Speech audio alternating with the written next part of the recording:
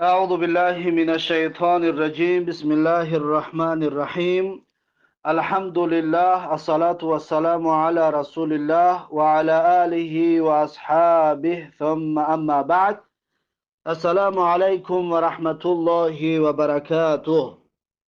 امام نووی رحمه الله در کتاب ریاض الصالحینش میگوید باب تغلیظ تحریم اباق العبد من سیده، یعنی که باب در مسئله بسیار سخت حرام بودن گریختن برده از صاحبش. یعنی که یک انسان برده دارد، اون بردهش از صاحبش، یعنی یک کنیز دارد، اون کنیزش اگر از صاحبش بگریزد برای جان خلاصی، گریخته مکانش تغییر بده، یگان جای برود که دیگه صاحبش نیاید، برای خلاص شدن این بسیار سخت حرام می باشد. این کار را کردن برای برده ها بسیار سخت حرام می باشد. امام نووی رحمه الله در زیر این باب دو حدیث برامون تقدیم می کند. اولین حدیث این باب حدیث 1767 کتاب ریاض الصالحین است. امام نووی رحمه الله میگوید عن جریر ابن عبدالله رضی الله عنه قال، یعنی از جریر ابن عبدالله رضی الله عنه روایت است که گفت قال رسول الله صلی الله علیه و سلم، میگه رسول الله صلی الله علیه و سلم فرمودند که ایما عبد ابقا، یعنی هر برده کی یا هر کنیزی کی ابقا یعنی که فرار بکند، بگریزد از صاحبش، فقد بریت منه الذمه، پس واقعا میگه بریت منه الذمه، یعنی از بین رفته است عهد و امان اون انسان را عهد و امانش میگه از بین رفته است. رواه مسلمون، این حدیث را امام مسلم رحمه الله روایت کرده است. فقط بریت منه الذمه، یعنی که پس واقعا از بین رفته است، یا که دور شده است از اون چی ذمه، یعنی که اون ذمه که الله سبحانه و تعالی به عهده گرفتگی بود برای حفظش، اون میگه از بین رفتگی است به سبب گریختنش از سیدش، که این حدیث امام مسلم رحمه الله است. این بود اولین حدیث این باب. و دومین حدیث این باب حدیث 1768 کتاب ریاض الصالحین است که امام نووی رحمه الله میگوید و عنه عن النبی صلی الله علیه و سلم، یعنی از جریر ابن عبدالله رضی الله عنه روایت است از پیغمبر صلی الله علیه و سلم که پیغمبر گفتند اذا ابق العبد، یعنی هنگامی که فرار میکند کنیز، لم تقبل له صلاه، پس قبول نمی شود از اون کنیز نمازش. اون کنیز نمازی که میخواند نمازش میگه قبول نمی شود. رواه مسلمون، این حدیث را امام مسلم رحمه الله روایت کرده است. و شارحان درباره نمازش قبول نمی شود اختلاف دارند که آیا نمازهای فرضیش قبول نمی شود یا نمازهای نافله و سنتاش قبول نمی شود. اکثر علما میگن نمازهای سنتی نافله هاش قبول نمی شود و نماز فرضیش فقط ادا می شود و خلاص ثواب نمی گیرد. نماز فرضی فقط از گردنش ساقط می شود، یعنی ادا می شود. در روز قیامت الله سبحانه و تعالی برای نمازهای فرضی اون را نمیپرسد، اما اون نمازهای خواندگیش میگه ثواب ندارد. رواه مسلمون، این حدیث را امام مسلم رحمه الله روایت کرده است. و فی روایتین، در یک روایت دیگر آمده است که فقط کفره، یعنی هر کنیزی که وقتی که فرار میکند از سیدش، از آقا و رئیسش، پس میگه واقعا اون کافر شده است. منظور از کافر شدن در اینجا خارج عن المله نیست، یعنی که بیرون شدن از اسلام نیست، یعنی منظور از کافر شده از اسلام خارج شدن نیست، بلکه اینجا در منظور کفران نعمت است. پس اون غلام، اون کنیز کفران نعمت کرده است واقعا. پس در روایت دیگر میگه به این طریق آمده است، زیرا که فرار کردنی کنیز از سیدش این کفر نیست، اما حرام است و بسیار حرامش با شدت حرام است. خب این بود باب حرام، بسیار سخت حرام بودنی گریختن کنیز از آقا و رئیسش. این باب با همین به آخر رسید. اکنون باب نو شروع می شود. باب نو امام نووی رحمه الله میگوید باب تحریم الشفاعت فی الحدود، یعنی باب در مسئله حرام بودن شفاعت کردن، میانجیگری کردن در حدود، در حدود در میانروی کردن، کریشگی کردن یا واسطه شدن، این حرام می باشد. پس امام نووی رحمه الله در زیر این باب یک آیت و یک حدیث برامون تقدیم میکند. اولین آیتی که میارد سوره نور آیت 2 است. میگوید که قال الله تعالی، الله سبحانه و تعالی فرموده است الزانیة و الزانی، الله میگوید مرد زناکار، زن زناکار و مرد زناکار را فجلدوا كل واحد منهما 100 جلدت، یعنی بزنید، دره بزنید هر یکی از اینها را 100 دره‌ای. یعنی مرد و زنی که زنا میکنن 100 دره زده میشوند، اگر که شوهر کردگی نباشد زن، یا مرد زن گرفتگی نباشد، نکاح را دیدگی نباشد، یعنی که بی زن و بی شوهر باشند، 100 دره زدن میشود، 100 دره میزنندش.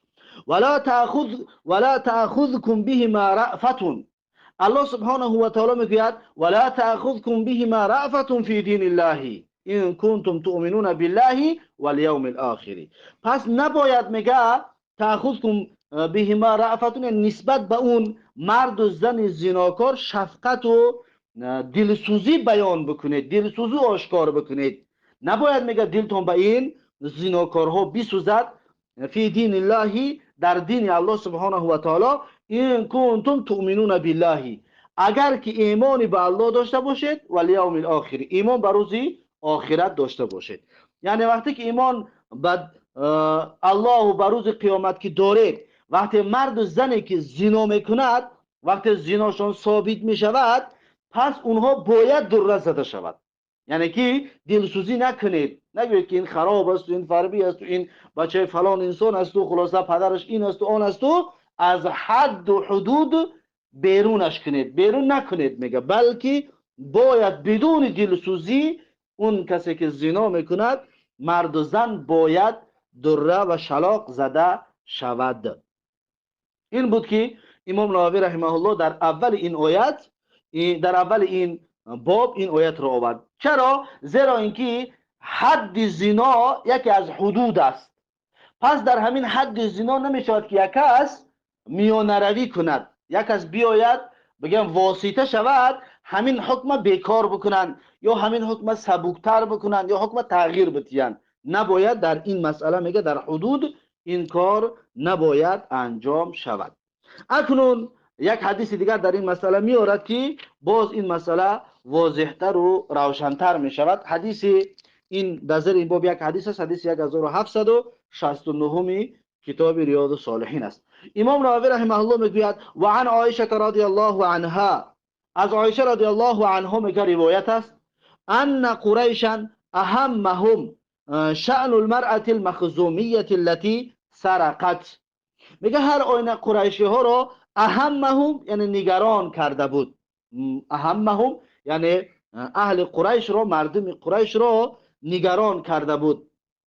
شأن المرأة المخزومیه یعنی که اون کاری که یا که اون ماجرایی که از اون زنی قبیله از بنی مخزومیه، اون زنی که از بنی مخزومیه بود، ماجرای اون زن میگه مردم قریش را نگران کرده بود. التی سرقت، همون زنی که دزدی کرده بود. درباره دزدی این زن میگویند که این زن عادت داشته است، میرفته است از یگان کس لباسهای فسان و لباسهای را به عاریت میگرفته است. اول یعنی همچون امانت میگرفته است، اول میگرفته است میآورده است و بس این کار میکرده است. اول میگرفته است لباسهای خوب رو، بعد این کارش میکرده است. پس همین را حکم دزدی در سرش زده شد. التی سرقت یعنی که همین زن به همین طریق دزدیش انجام میداد، یعنی دزدیش به همین طریق بود. فقالو، پس میگه این قریشی آمدند و گفتند که من یکلم فیها رسول الله صلی الله علیه و سلم، یعنی کی میتواند صحبت کند در این باره با پیغمبر صلی الله علیه و سلم. یعنی قریشی اومدن خواستن که اون زنی که از بنی مخزومیه که بود، اون زن را اکنون از حد سرقت، از حد دزدی خلاصش بکنن. فقالو، پس مردم گفتن که و من یجترئ علیه الا اسامه بن زید، میگه گفتن که و هیچ کس یجترئ علیه، یعنی هیچ کس نمیتواند جرأت پیدا کند برای گپ زدن با پیغمبر صلی الله علیه وسلم الا اسامه بن زید، مگر اینکه اسامه ابن زید گفت در این مسئله میتواند صحبت بکند یا میتواند با پیغمبر گفتگو بکند. حب رسول الله صلی الله علیه و سلم، گفتن که به خاطر اینکه اسامه ابن زید از محبوب های پیغمبر صلی الله علیه و سلم، پیغمبر بسیار دوستش می‌دارد. خب اسامه ابن زید کی است؟ اسامه ابن زید اولا خود زید برده حضرت، یعنی کنیز حضرت خدیجه رضی الله عنها بود و پیغمبر صلی الله علیه و سلم دادش حضرت خدیجه. پس پیغمبر صلی الله علیه و سلم آزادش کرده بود و بسیار دوستش می داشت. از این حساب گفتن این دوستدار پیغمبر رو، یعنی پیغمبر این هم دوست می‌دارد، پدرش هم دوست می‌دارد، پس همین را چیکار کنید؟ همین را واسطه قرار بدید، یعنی توی که با پیغمبر صحبت کند و این زنی بنی مخزومه را، این زن دزد را دستش بریده نشود برای دزدی، یعنی که حد جاری نشود. فکلمه اسامه، پس میگه با پیغمبر صلی الله علیه و سلم اسامه صحبت کرد. فقال رسول الله صلی الله علیه و سلم، پس پیغمبر صلی الله علیه و سلم گفت حضرت اسامه را که اتشفع فی حد من حدود الله تعالی، گفت آیا تو میانه روی میکنی، شفاعت میکنی در حکمی از حکمای الله سبحانه و تعالی، یعنی که یک امر بزرگ تو آیا جرأت میکنی، غیرت میکنی حکمی را که الله صادر کرده است تو میانه روی کنی و تو شفاعت کنی و تو واسطه شوی اون را تغییر بدی؟ ثم قام فاختطب، پس میگه پیغمبر صلی الله علیه و سلم خیست و سخنرانی کرد به مردم، سخنوری کرد. ثم قال، بعد پیغمبر صلی الله علیه و سلم در سخنرانیش چنین گفت که انما اهلك الذين قبلكم انهم كانوا اذا سرق فيهم الشريف تركوه. میگه پیغمبر صلی الله علیه و سلم گفت که انما اهلك الذين قبلكم، یعنی هر آینه کسانی که پیش از شما بودن اونها را هلاک کرد. چی هلاک کرد؟ انهم كانوا اذا سرق فيهم الشريف تركوه، یعنی حال اونها همین بود که هنگامی که از بین اونها یگان مشهور و یگان نامدارش دزدی میکرد، اون انسان مشهور و نامدار رو ترک میکردن، یعنی که حکم شرعی را در بالای او جاری نمیکردن. پس انا همین کارشان قومای پیشینه را هلاک گردانیدند. و اذا سرق فیهم الضعیف اقاموا علیه الحد، و هنگامی که دزدی میکرد در بین اون قومای پیشین انسان ضعیف و بیچاره و ناداره، پس اقاموا علیه الحد، بالای اون کمبغل نادار بیچاره حد شرعی را جاری میکردند، یعنی که حد شرعی را نگاه میکردن که کی به اون حد واقع شده است. اگر انسانی مشهور و نامدار و آدمدار باشد، جایگاه داشته باشد، حکم شرعی را در بالاش جاری نمیکردن. اما آدمی بی صاحب میشد، آدمی کم بغل و نادار و بیچاره میشد، حکم شرعی را در بالاش جاری میکردن. این حکم شرعی را خودشان تقسیم کردگی بودن بدون دلیلی که از جانب الله براشان باشد. پس از بیان کردن این سخن رسول الله صلی الله علیه و سلم گفتند که ویم الله، یعنی قسم به الله، لو ان فاطمه بنت محمد سرقت لقطعت یدها، گفت اگر که فاطمه دختر محمد دزدی بکند حتما گفت دستانش رو میبرم، دستانش بریده میشود. حتی اگر فاطمه گفت دخترم همین دزدی را انجام بدهد دستش بریده میشود. اینجا دیگر شفاعت، میانجیگری و واسطه شوی گفتنی گپ وجود ندارد.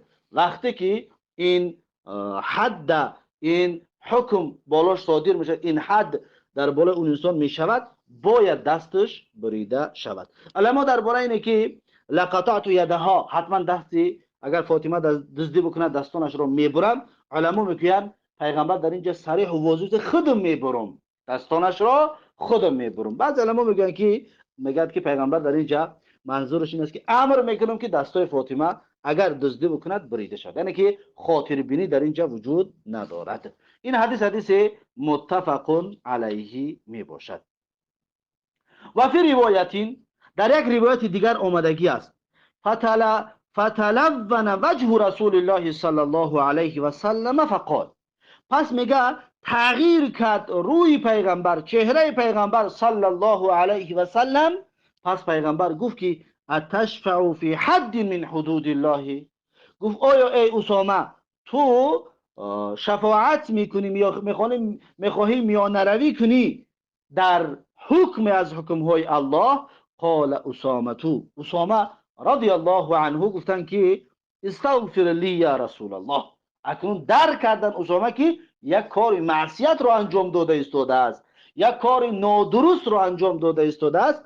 پس گفت که استغفر لی یا رسول الله، یعنی که طلب مغفرت کن برایم ای رسول الله. ثم امر بتلك المرأة قال، یعنی که راوی میگوید قال، یعنی راوی گفت که ثم امر بتلك المرأة فقطعت یدها، پس امر کرد پیغمبر صلی الله علیه و سلم درباره آن زن، پس قطعت یدها، دست اون زن بریده شد، یعنی دست اون زن رو بریدند.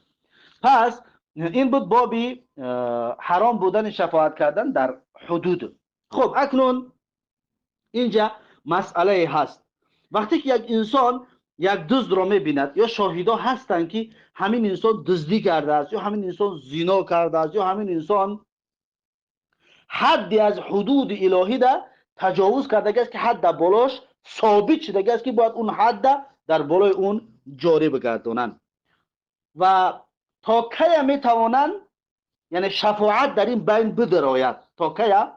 تا زمانی که همین دعوا به قاضی برسد، تا زمان به قاضی رسیدن. وقتی در دست قاضی رسید، بعد از اون دیگر شفاعت عموما وجود ندارد، دیگر خلاص است. اما پیش از اونه که به قاضی برسد، پیش از این باشد مثلا این انسان بسیار پشیمانی اظهار کند و چند کسی دیگر بیایند و بگن که خواهی شاهدا بیاین شما صبر کنین این اصلاح می شود، و دیگر دزدی باشد دزدیش نمی کند، زنا باشد زناش نمی کند، دیگر به اون گناه و معصیت دیگر بر نمی گردد، اون هم واقعا توبه کند، اون گناهگار هم واقعا پشیمانی اظهار بکند. در این صورت جایز است که اینها سکوت کنند، اصلاح اون را پیشه بکنند و اون انسان اصلاح شود.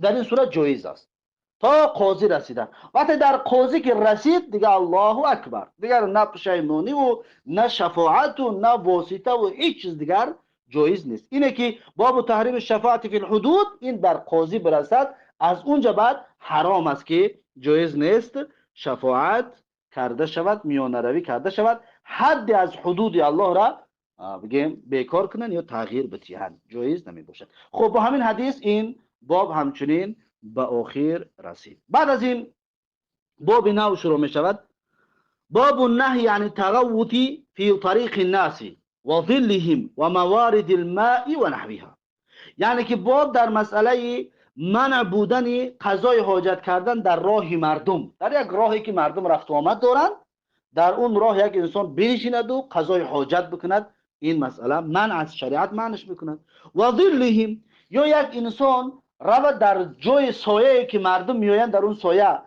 مینشینند، در همون سایه مردم نشین قضای حاجت کند، این هم شریعت معنیش میکند. و موارد الماء و نحوها، و همچنین جویبارها و نهرهای دم، جویبارها و نهرهای دم که از اونجا آب میرود، در اینها هم پیشاب کردن یا که بگیم قضای حاجت کردن شریعت من و نحویها به مثل همین جایهای جمعیتی ده، هر جایی که جمعیتی است، در اونجا که جایی که مردم رفت آمد میکنن، این قضای حاجت سبب آزار مردم شود، در هر جایی که باشد سبب آزار مردم شود، اونجا در قضای حاجت کردن منع است، شریعت نهی میکند، باز میدارد نباید در اون جایها قضای حاجت انجام داده شود. اکنون امام نووی رحمه الله در زیر این باب یک آیت و یک حدیث برامون تقدیم میکند. آیتی که میارد میگه قال الله تعالی، الله سبحانه و تعالی گفته است سوره احزاب آیت 58. الله سبحانه و تعالی میگه والذین یؤذون المؤمنین والمؤمنات، یعنی کسانی که آزار میدهند مؤمن مردان و مؤمن زنها را بغیر مکتسبو، بدون آنه که اون مؤمن مرد و مؤمن زن کدام گناه را جرم را مکتسب شدگی باشد و کدام جرم را کسب کرده که باشد، انجام دادگی باشد. بدون جرم هر کسی که مؤمن مرد و مؤمن زن را آزار میدهد فقط احتملوا بهتانا و اثما مبینا، پس واقعا اون آزار دهنده احتملوا بهتانا، یعنی بر پشت خود گرفته است بهتان را، تهمت را، و اثما مبینا و گناه آشکار را بر دوش خود گرفته است. یعنی که این انسان گناه و معصیت گرفته است به سبب آزار دادن اون مؤمن هایی که هیچ معصیت نافرمانی را انجام ندادند. پس این بود آیت. پس این آیت دلیل است که آزار دادن مؤمن ها این چه بوده است؟ گناه و معصیت بوده است. پس یک انسان جدا میره و قضای حاجت میکند، قضای حاجتش سبب آزار دادن دیگرها میشود، پس طبق این آیت چی است؟ حرام است و اون قضای حاجت کننده گناهگار میشود. خب این بود آیت. اکنون یک حدیثی که در زیر این باب میورد، حدیث 1772 کتاب ریاض الصالحین است که امام نووی رحمه الله میگوید و عن ابی هریره رضی الله عنه ان رسول الله صلی الله علیه و سلم قال، میگوید که از ابو هریره رضی الله عنه روایت است که هر این رسول الله صلی الله علیه و سلم گفتند که اتقوا اللاعنین، یعنی که دوری بجویید از دو کاری که سبب لعنت می شود. یعنی دو کاری که سبب می شود اون کارها صاحب اون کارها لعنت کرده می شوند. قال و من لاعنانی، پرسان شدن اصحاب که اون دو کاری که سبب لعنت می شود ای رسول الله اون کارها کدام کارها هستند؟ قال، پیغمبر صلی الله علیه و سلم گفتند که الذی یتخلى فی طریق الناس، یعنی یکم کسی که قضای حاجت میکند، نجاست میکند در راه مردم گرد، در راهی که مردم در اونجا رفت آمد میکند، این در اونجا قضای حاجت میکند. پس این انسان، این بگم قضای حاجت کردنش در راه مردم سبب لعنت شدنش میشود. یکم او فی ظلهم، یا اون انسانی که در سایه‌ای که مردم استفاده میبرد در اون سایه میروند قضای حاجت میکنند. پس این انسان هم این در سایه مردم استفاده میبردگی جا قضای حاجت کردن سبب میشود که صاحبش در لعنت گرفتار میشود و سبب لعنتی صاحبش میگردد. رواه مسلمون، این حدیث را امام مسلم رحمه الله روایت کرده است. پس علما از این حدیث میگیرن، میگوین وقتی که در راه دید یک کس نجاست کرده است، قضای حاجت کرده است، جایز است برات بگویی که این لعنتی کی باشد، یا الله لعنتش کند کسی را که اینجا در قضای حاجت کرده است. این گپ را میگه گفته میتونه که در سایه که مردم استفاده میبرد، اگر یک انسان اونجا در قضای حاجت کرده که باشد، اگر انسان دید آزار شد، آزار یافت، میتواند بگه که لعنت به کسی که در اینجا قضای حاجت کرده است. در این صورت میگه لعنت کردنش جایز است، کسی که اون کار را انجام داده است، نه اینکه با نامش نمیگه، میگیم کسی که اینجا در این عمل را انجام داده است لعنت. اما اون کس را بدونیم که مثلا زید نام دارد، نمیتونیم بگیم بر زید لعنت، میگیم کسی که این کار را انجام داده است. لعنت گفتن برای به این طریق برای کسی که این کار را در راه مردم گذر یا در سایه انجام داده است لعنت کردنش جایز است. خب این حدیث را امام مسلم رحمه الله روایت کرده است. با همین باب منع بودن قضای حاجت در راه مردم یا در سایه یا در جویبارهایی که آب میرود برای مردم یا به مانند همین جایهایی که سبب آزار دادن مردم میشود قضای حاجت کردن چی بوده است؟ منع بوده است. با همین این باب با آخر رسید. بعد از این باب نو شروع می شود، باب النهی عن البول و نحوه فی الماء الراکد، یعنی که باب در مسئله منع بودنی پیشاب کردن و نحوه ها که به مثل پیشاب هر چیزی آلوده و چیزی غژده را پرتوفتن فیلمای راکدی، در آبی که ایستادگی است. در یک مثلا حوض است، آب دارد، یا آدم را در اون حوض در اون آب پیشاب بکند، شریعت این را منع میکند. یا یک انسان چیزهای غش را برد در داخل همون آبی حوض پرتوید، این را هم شریعت منع میکند. این جایز نمی باشد. شریعت از این عملهای زشت مسلمان ها را منع میکند. اکنون امام نووی رحمه الله در زیر این باب یک حدیث میارد.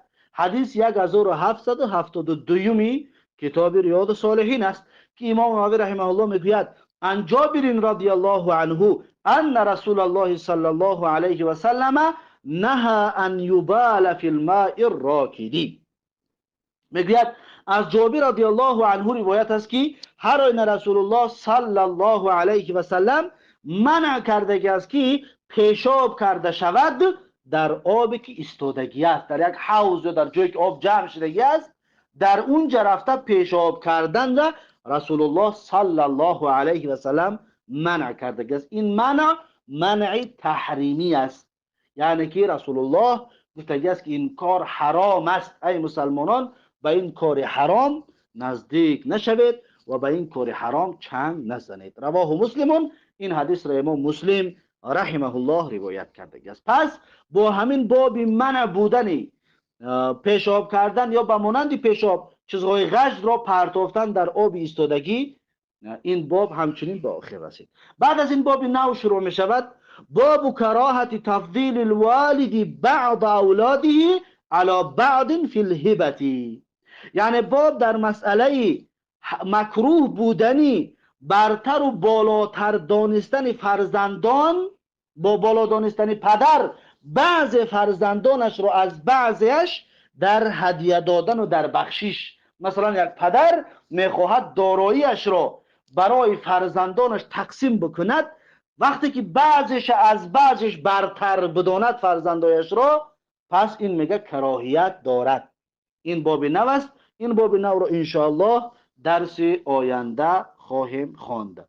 پس این بود درس امروزمون. با همین درس امروزه را به پایان میرسانم تا درس آینده. الله حافظ و مددکار. بارک الله فیکم و جزاکم الله خیرا و السلام علیکم و رحمت الله و برکاته.